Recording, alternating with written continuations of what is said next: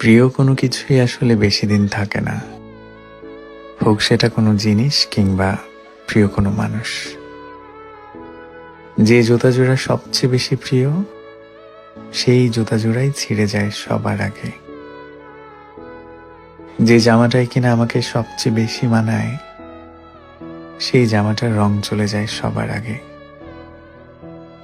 যে বালা জোড়া পরলে কিংবা প্রিয় গয়না জোড়া পরলে তোমার হাত, কান, গলা ফুটে ওঠে, অবাক করা ভাবে সেই প্রিয় গয়না বা বালা জোড়ার কোনো না কোনো সমস্যা হবে। যে প্রিয় ঘড়িটা পরলে আমার হাতটা আরো সুন্দর করে ফুটে ওঠে, সেই ঘড়িটারই হয়তো ব্যাটারি নষ্ট হয়ে যায়, নয়তো বেল্ট ছিঁড়ে যায়। যে প্রিয় মানুষটার সবচেয়ে বেশি প্রয়োজন মনে হয়, সেই প্রিয় মানুষটা হয়তো ছেড়ে চলে যাবে সবার আগে, কিংবা থেকেও না থাকার মতো করে থাকবে। আসলে সব ঝামেলা এই প্রিয় শব্দটাকে কেন্দ্র করে।